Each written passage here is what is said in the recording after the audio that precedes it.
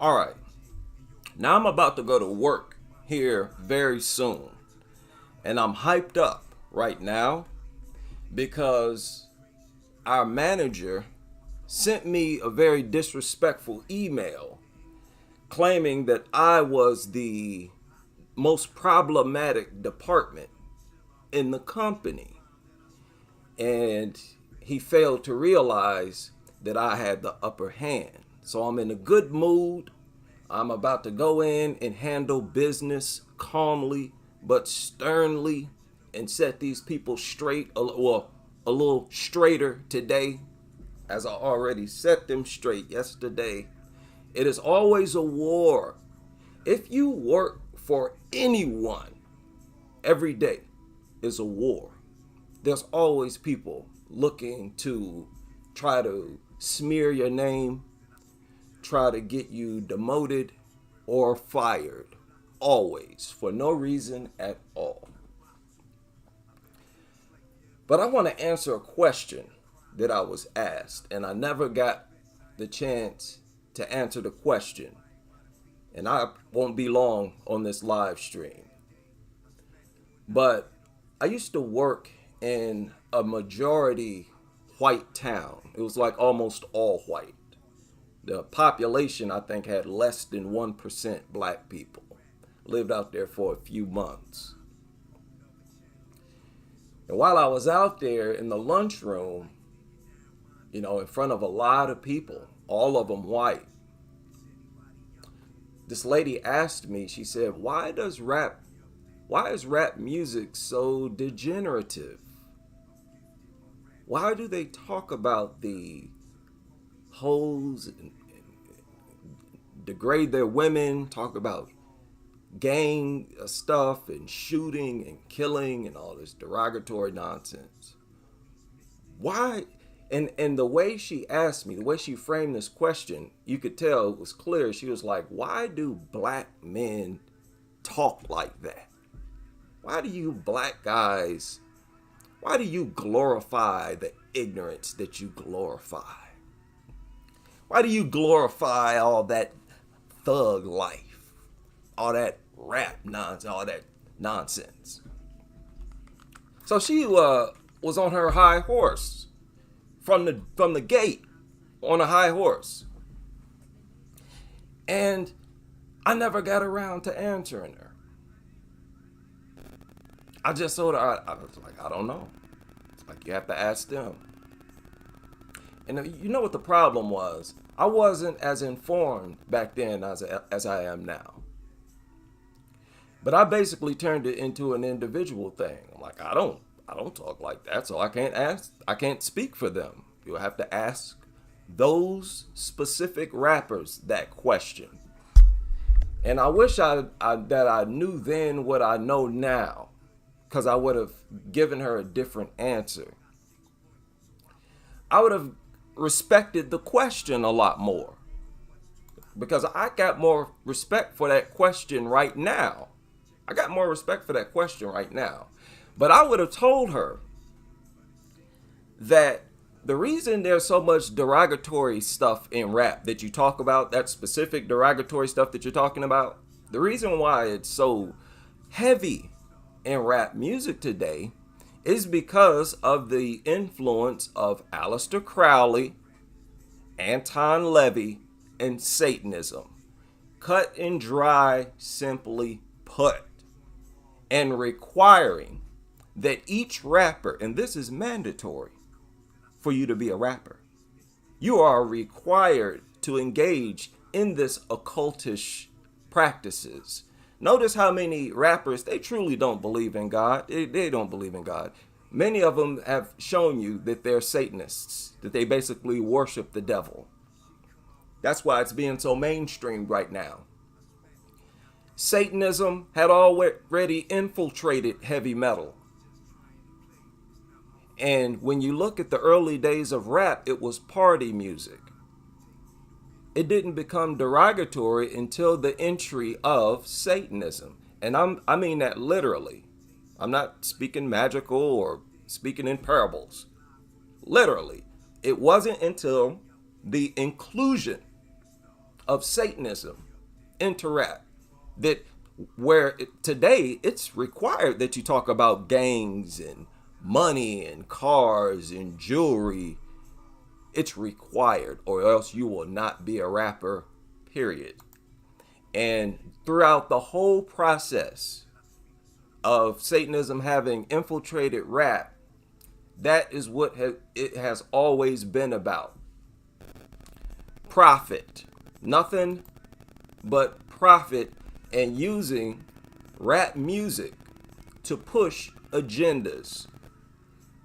I'm telling you right now, if any of these rappers decides to stop talking about the things that they talk about, say like your 50 Cent and these other goofy rappers, they're like 100 years old, still talking like they're still in the game.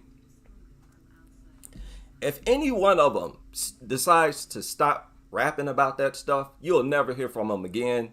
And you may hear about them being found dead somewhere. They literally have to talk about this stuff. The music industry is basically a mafia industry. Essentially, those in the game know this is the truth. And if they don't, that could cost them their life. And when you throw millions of dollars at very poor people from the hood, they will talk about anything you want them. I'm not impressed by that. So don't wag your finger at the rappers. If you truly got a problem with the messages in rap music, go after the music companies. Go after the people that publish them. Go after the music industry. Go after the people that make it mandatory for them to talk about that stuff. Because again, rap started out as a party genre. So point the finger at your own government.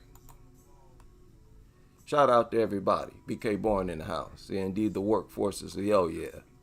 Discuss race, those outside of my race. I'm sorry. In-house issues got to get handled in-house. Exactly right.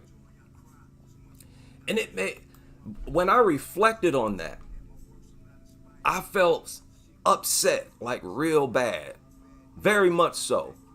When she asked me that, because I knew what she was really trying to ask me. It didn't have anything to do with rappers. She was basically asking, hey, do all of you black guys talk about, well, why do you talk about that? Why is that all you talk about? Because if y'all remember, when rap first came out, I think the earliest was NWA, I think. The first big mainstream. They faced a whole lot of criticism from the black community. A whole lot. I mean, a significant percentage of the black community was dead set against the message that was being put out by NWA. They simply looked at the record sales and, hey, look at what all you black people talk about. Oh, you black people. No. Especially today, because you go to these concerts, some of these rappers, they have like all white audiences, and these audiences be huge. It looked like a whole stadium full of people sometimes up in there. No. Everybody listen to rap, man. Everybody, and in fact, more white people listen to it today than anybody. Today, it's just basically a mainstream music genre. They even making rap with AI, with artificial intelligence now, like computer program rap. Rap ain't nothing now. It's been hijacked just like every other music genre that black Americans created. Rock and roll, all of it. So it ain't no big deal. I ain't tripping over that. I'm just saying, don't wag your finger. Don't look at, you black rappers and you black guys. Just shut up.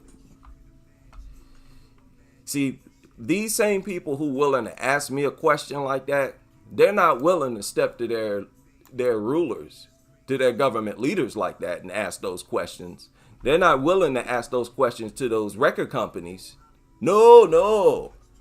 They get a free pass to do whatever they want, even if they're the ones who basically literally forcing you to talk about that crap. Stop it, man. And on top of that, that gangster rap that she was talking about, that she was referring to, that's only a percentage of rap that's available. Not all rap is degenerative.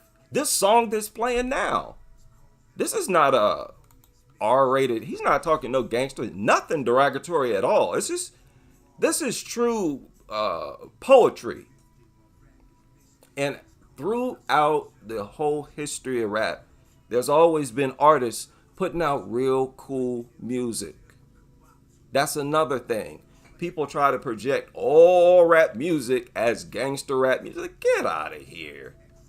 All of these people have heard of groups like De La Soul, Tribe Called Quest, and other groups who went platinum, right? Many of these groups went platinum. These, and these were very, very square groups who were not gangster rappers. So it's just a small genre subset, and what it is, they treat it just like everything else. We all criminals, all black people just one big Negro, and all that type of stuff. Anyway, let me get out of here. Big shout out to everybody, and try not to slap anybody at work today.